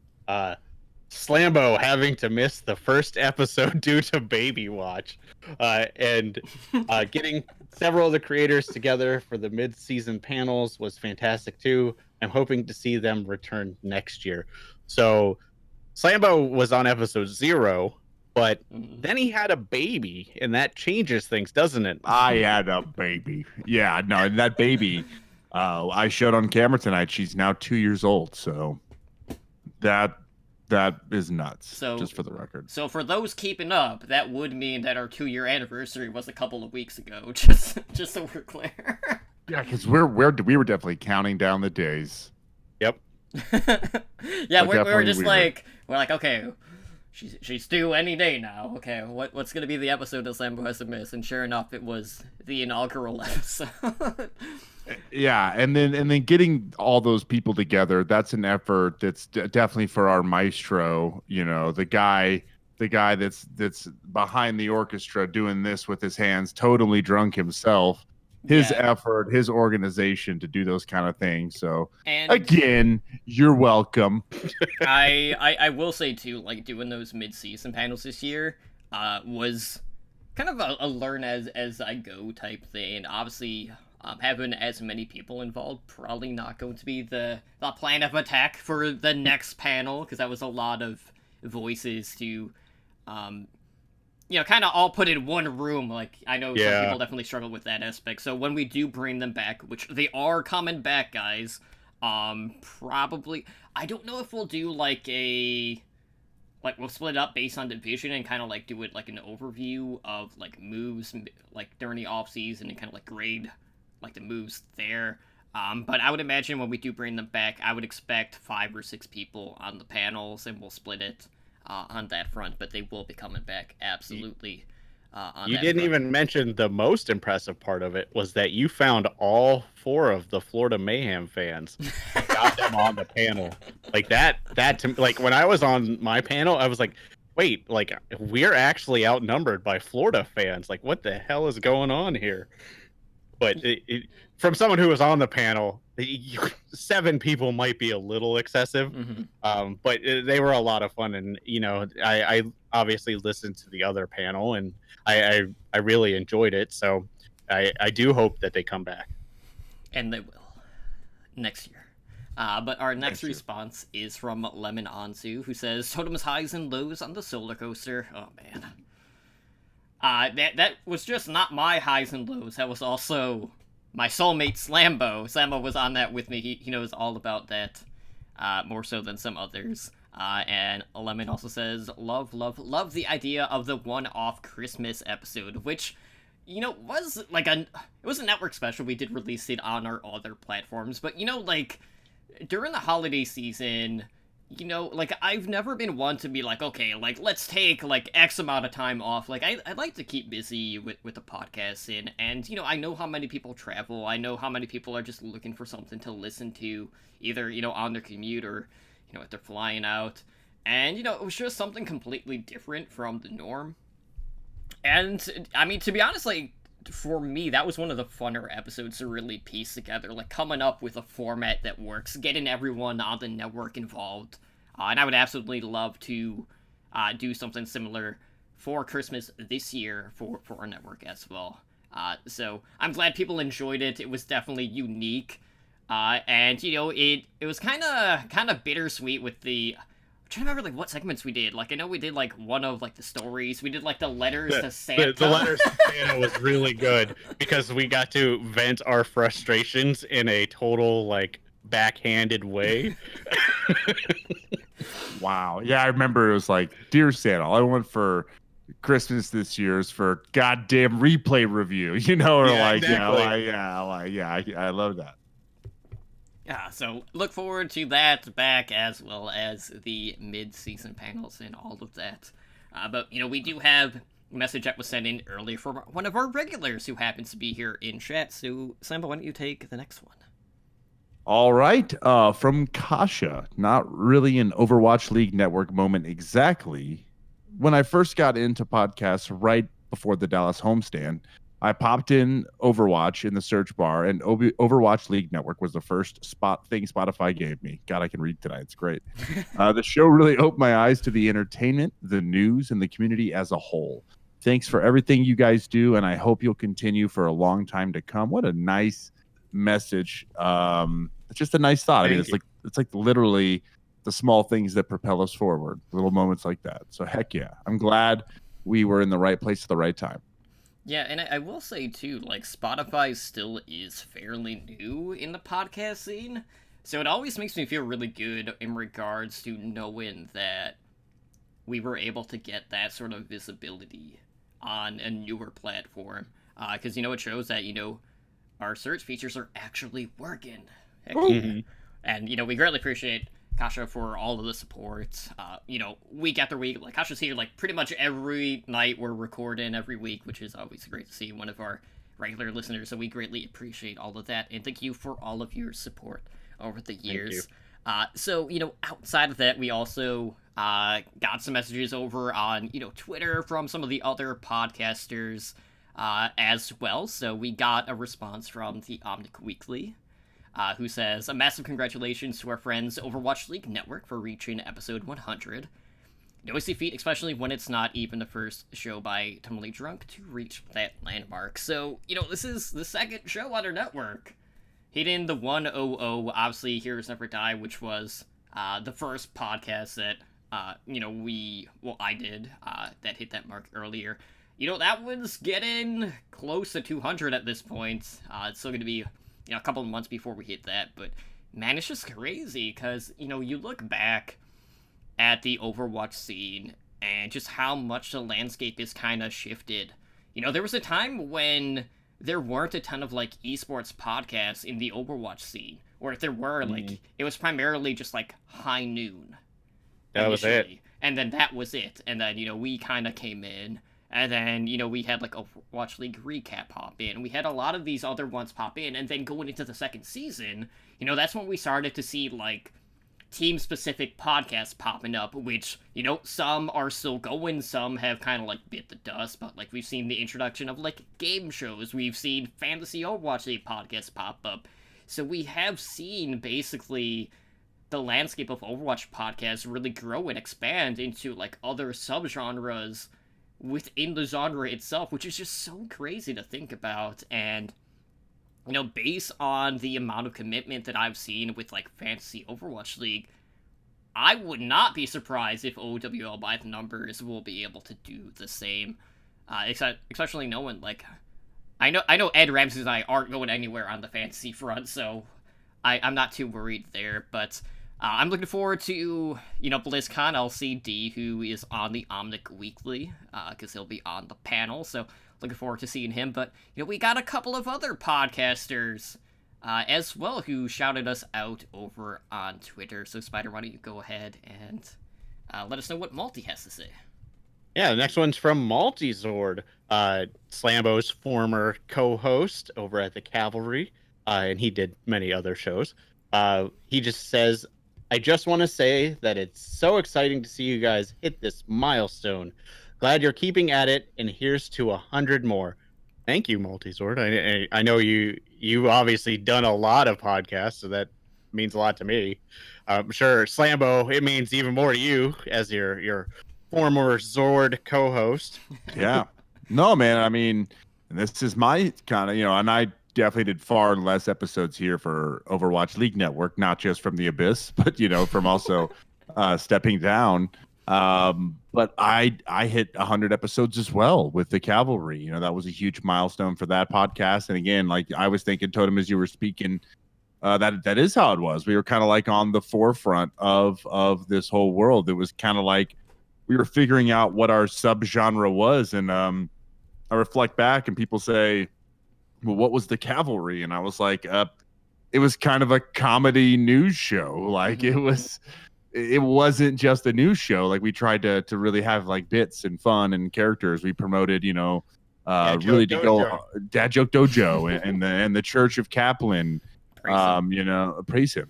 These were just like it's kind of we were making our own world, and now to kind of see how everything is unfolded and all the different subgenres and different spins on the concepts. It's really cool to see where it went. So to kind of Multis, to see him still connected, and me and him, we worked amazing together. So shout out to Multi. Yeah, and I guess. Yeah, go ahead. Oh, it turns out, I do know Multi was in here earlier. Turns out Multi also hates Kansas. Yeah, no, all Missouri here. Yeah, we're all Missouri. All right, we're from the imaginary line matters or something. All right. Anyway, so I think we'll follow it up with Multi Zord, and I guess we'll go to the next one from Gizmo Zord. So this is from Gizmo. A huge huge congrats to everyone involved with the show.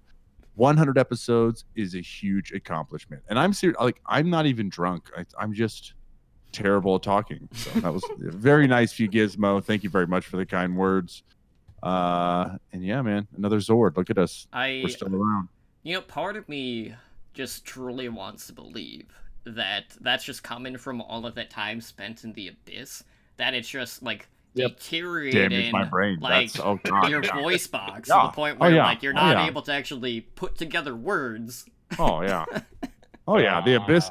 It's like the upside down of Stranger Things. There's that shit floating around in the air. You're like, oh no, it's not good for my lungs. This can't be good for my brain. Yeah, 100%. I knew it. Solid. All right, so the next one's from Labasco. Congrats on 100. Here's to 10,000 more.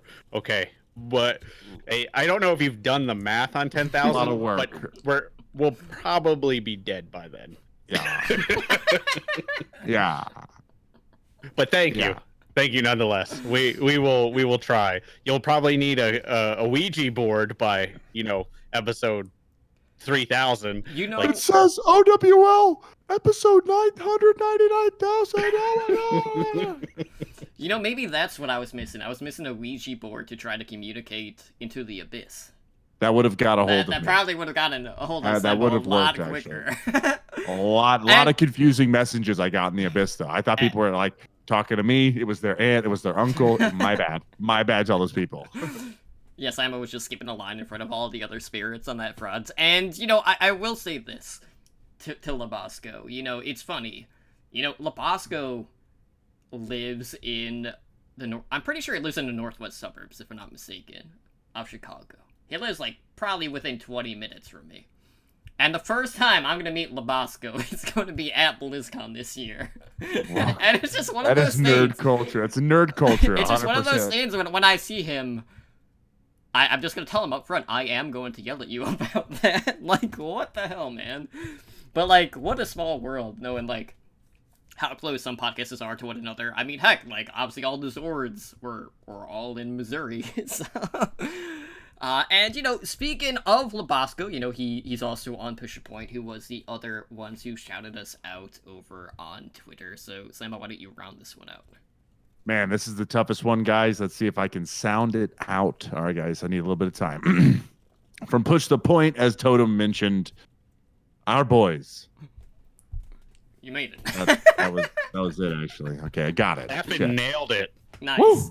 And I will say this in this front. I've never, we've never, not one of us have ever had a sign dedicated to us at the Blizzard Arena from one of their co-hosts, Ramses, but Edinar has. What gives? Okay, so I was gonna do an Overwatch League Network sign, and in the end, the lines for the signs were so long, I was like, nah, I'm not waiting in that line. I actually want to enjoy this. And then, even if I had done it, I probably would have just trolled Edinar again. It's just too fun. Why would you not do that? Mm-hmm. So, I am sad that I missed that opportunity at the finals. But watch the Washington Justice games. I'll definitely make some signs there because I can't imagine that place is going to be as busy as the Comcast Center was. That is a fair point.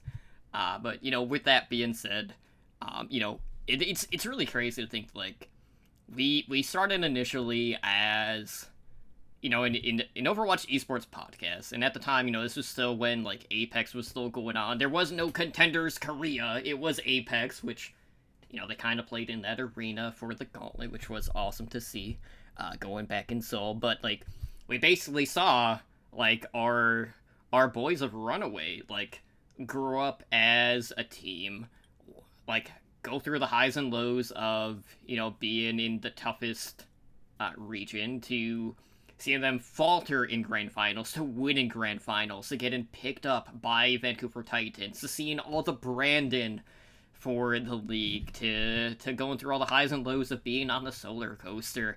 And looking back, we've coined a lot of soul terms, Slambo, throughout the years, which are definitely probably like one of my proudest moments, because like looking back, like that was always like our one distinct thing that made us like have our own unique traits, and that was something that we could coin and we could use time and time again. And a lot of people really look back at moments like that because they were on the journey with us on that front. And it's just crazy, like we never like really went like a merchandise route with it, but it's a nice callback, and a lot of people bring it up since we do have a lot of Dynasty fans, and it was just something that carries over from like basically podcast to podcast at this point. And that's kind of been something that's been true about a lot of the podcasts we have been on. Obviously, like even going back to the Cavalry with the Church of Kaplan, that was something that the community as a whole for the podcasters really embraced, and we started to see that church grow, to having a lot of the Overwatch podcasters yell and praise him at BlizzCon and all of these moments. Oh, that was so good. So like it's just crazy to see just where we started to where we are now, knowing we've been at the highest peaks with our teams. We've also felt like the taste of defeat and bittersweet moments, but like I wouldn't change it for anything. Yeah, I mean, Totem, I like you. We can harken back. God, excuse me, dying over here. It's oddly emotional in a weird way, you know what I mean? But we were at a GameWorks in Las Vegas, and you had just come back from BlizzCon, and I was in the middle of doing the Cavalry, and you were doing Heroes Never Die, and we just kind of were at the bar just drinking, having a beer, and it was a barcade, we were playing some games and hanging out too, and we were just talking about this idea of like, it's like a sports podcast, like an ESPN style show, but it's for Overwatch. And we didn't even know there was going to be a league and all these things. It was just, we wanted to cover the esports side of it like it was a sport. So from that idea is like, let's work together on this idea. Cheers a glass. And then Spider coming into the mix and being like, he's like, I found the guy, to kind of round us out. It just kind of all happened so quick, but it was just an idea. So to see it to go from that to where we've got today to just what it became, and then again to your point, like how interconnected we are with the community, and even though we might not be the favorite show of everyone out there, but we're connected in some way to a show that you listen to, that's Overwatch related. Our tendrils go deep, and so it's kind of cool. I think my kind of favorite like memory, or just kind of to reminisce, is like we did this meet and greet at BlizzCon a couple years ago. Mm-hmm. And it really, like, we didn't get anyone to come meet and greet. Like, it really wasn't about that. It was like this idea that we had kind of gotten, to that point, or gotten on that list. We were at that table. We did get to meet people, and they did come by, and we met a lot of new faces. We had people that visited us. Like, I'm not downplaying that, but just compared to some other tables, there's a lot more traffic and busyness, but I was still just so happy being there. Yep. It wasn't about like, I didn't care, I was like, I don't want to be the most popular table. We're sitting here and, with our Overwatch League Network t-shirts on, and we're like, we're celebrating. And it was kind of cool. I should have said, I said t-shirts, I said pins. We didn't have t-shirts that year. And the last thing, and just kind of like a memory that I want you guys both to remember deeply. I'll never forget it. I was in Arizona in December, So shortly after the show launched, and that was the episode where I had the Audacity crash. Yeah. We recorded an entire episode, and it was like one of those killer. We were all buzzing. We were on the same frequency. We were vibing. Like we just crushed this episode, and I was recording it all, so it was all on me. And because my laptop crashed and it didn't go to I didn't even save in Audacity, we had to redo the whole episode that night. So it was already like late. We just burned out. So we just like bullshitted out this half hour or 45-minute like episode, just repeating the same stuff we did last time. It was one of the most, my face is red right now thinking about how I felt when I saw it happen. I booted up the laptop and it's just not there. And I'm just, hey guys, it's not here. It was one of the worst moments. So that's all I got. The highs, the lows. We've been through it all. Well, if it makes you feel any better, that something like that happened recently to us. We thought we were live on Twitch, but for some reason it never went live. Mm-hmm. So Totem and I literally did the first half of the show, and Edinar was like, "Hey, I thought there was going to be a show," and like the chat's like, "Yeah, where's the show?" And Totem and I'm like, "What the hell are you talking about? Like we've been 30 minutes like, in." So for clarification, I thought he was trolling us. Yeah. So for a quick clarification for Slambo, basically like I hit start streaming on OBS, and like it had it like grayed, ticker, like as if like I had actually clicked it, but it never actually went through. So like it stuck there. So like I assume like I know I clicked it. So yeah, sure, we're live. And sure enough, like I look over and like Twitch isn't up. I'm like, oh. Yeah. So. Oh. Yeah, it's been a journey, guys. There have been audio issues, video issues. I will always remember the one show I hosted, and like for the 5 minutes Totem could watch, like I fucked the stream up. So like there's no other way to say it. But like all the memories are good to me. Like we've coined so many things on this show. Like I went back and looked. I don't know if it was me or if it was Totem or Slambo, but we actually dubbed pulled pork in 2017. So that was like right when Orisa came out. So that like all the way back then we were coining things, and you know I was a little sad Dicicle didn't catch on because I thought it was very clever. Even being highlighted on Overwatch League. Well, it didn't help that like they didn't pronounce it right during the broadcast. Look, Malik got it, and as the Reaper main, that's all the justification I needed. But yeah, as a whole, like I have to go back to like that meet and greet because you know I said it before the show, but we were technically 6 episodes in when we did that meet and greet, and it was my first BlizzCon. Actually, my only BlizzCon so far, but it was my first BlizzCon. And Totem's like, by the way, we're doing this panel, and then we have a meet and greet. And I'm like, well, dude, I don't even know what I'm doing here. Like, I don't know any of this stuff. So it is like such a surreal experience. I'm trying to find the bathroom. I gave up on that. But it like the whole thing, like, I will say that one of my favorite things is in season 1, we got a lot of like the show as a whole got a lot of flack because you two were very hard on San Francisco. So to see them win season 2 is actually a little bit gratifying. Because I remember I forget his name, but one person actually was like, "I'm not listening to this podcast anymore because you guys are so mean to San Francisco." I'm choking in real life on ice. And I'm choking on those words because they did prove it to us that we were wrong. So I don't know, in some like universal way, as you were saying that, I was choking to death on ice. Well, so I do, all right, I'm sorry. Here's the one thing I will say about this. We have seen teams, regardless of traditional sports or esports, that have tried to build for long-term success. Mm-hmm. And not all of them pan out. Nope. You know, we talk like let's look at New York. You know, they put a lot of stock in Flower. You know, they signed him to like a talent contract. You know, before the inaugural season.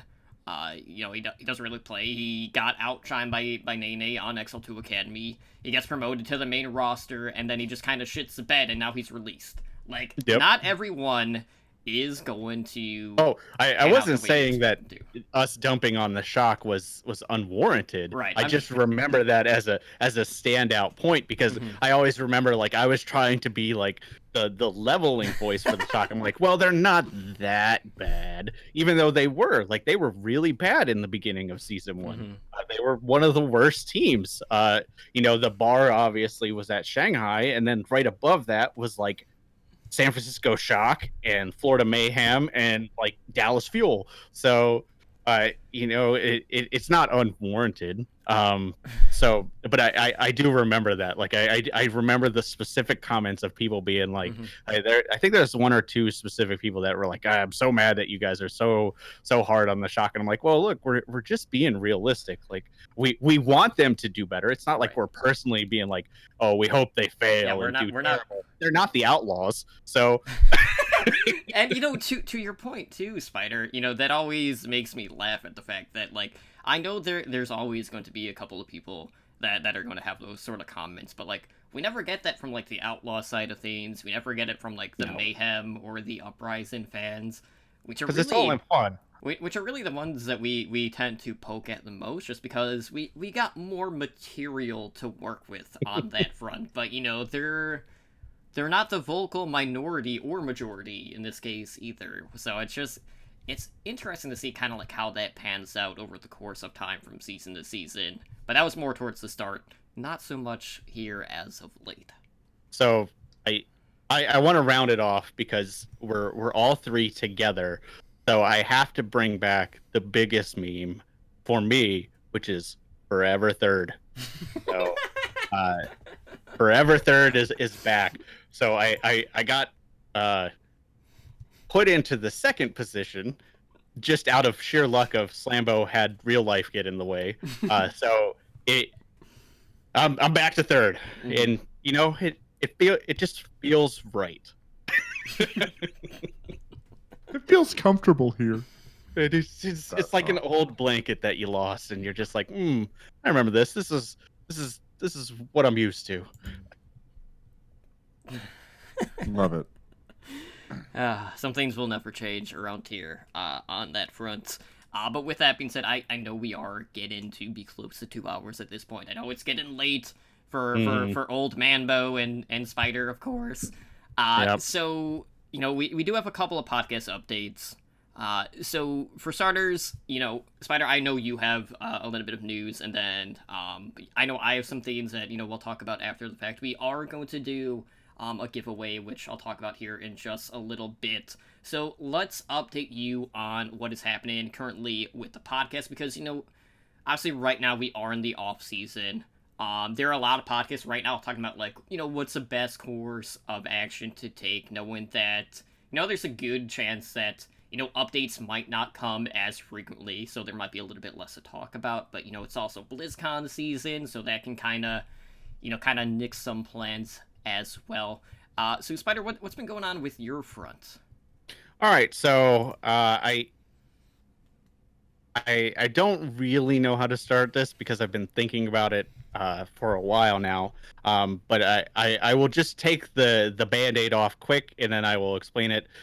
This is a bittersweet show because this will actually be my last show as a regular co-host. So Band-Aid ripped off. To explain some things, I've taken on some different stuff at work, so work schedule's been really tough. And I always said when I did this podcast that I want to bring a level of hype, I want to bring a level of analysis, and see, I'm like already getting emotional to the show, and going forward, I'm not going to be able to provide what I would be happy with. And I said to myself, if I'm not happy with it, obviously that will translate it, through to what you're gonna get. So real life unfortunately rears its head. My kids, as Slambo said, are getting older.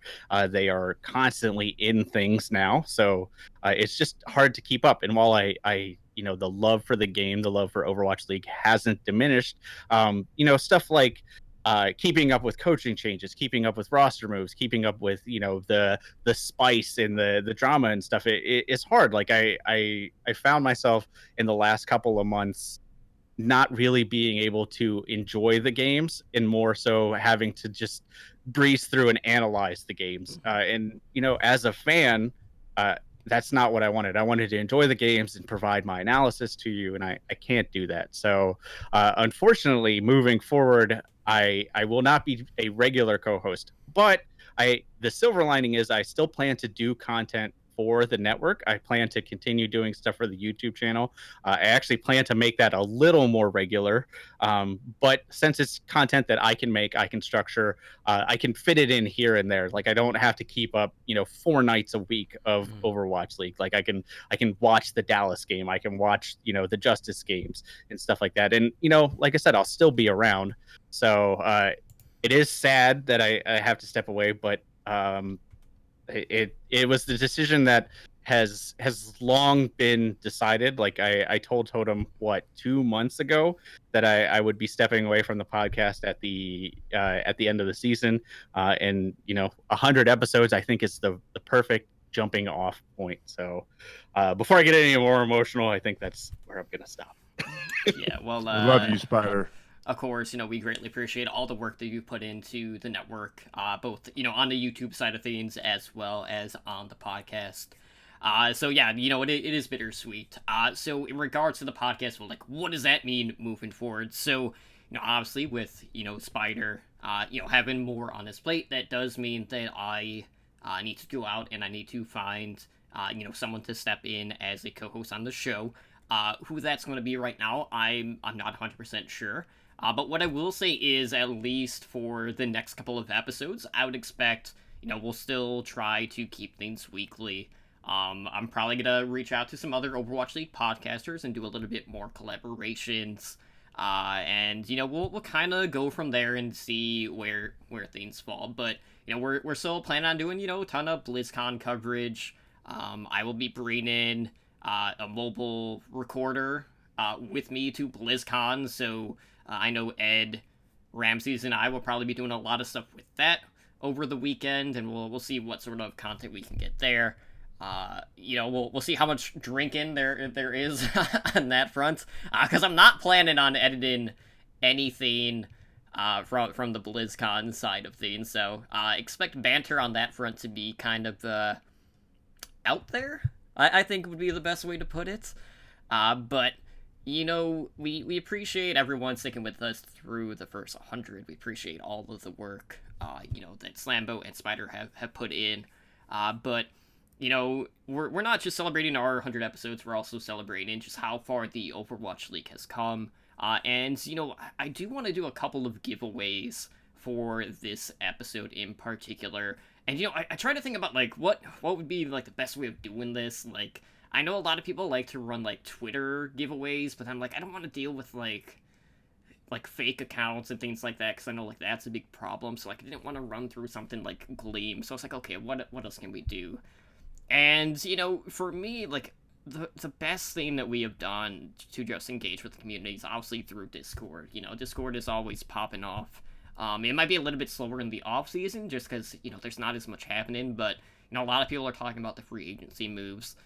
So earlier today, I added a giveaway bot to our Discord. So what I want to do is, over the course of the next couple of weeks leading up to BlizzCon, I want to give away a virtual ticket, so people can, check out all of the panels and stuff at BlizzCon. They can check all the coverage, so if you're not able to go, you can still get all the virtual goodies. Because if you don't know, the virtual ticket this year, I want to say it's like $50. So we're gonna give away one of those. And then I also want to give away a custom jersey for one of our listeners. So all of this will be done via Discord. And if I'm not mistaken, the way that this is going to work is, as the admin, like, I set up, like, a timer, like, how long you have to enter. And all you have to do to enter, guys, is to just reply with whatever emote the Discord app lists, or the bot lists, and then you're entered, and then, the prizes will be drawn when the timer expires. So, the jersey one will have up for a longer duration, probably through BlizzCon. Obviously, the virtual ticket one will be a shorter contest, but we'll be running both of those over the course of these next 2 weeks.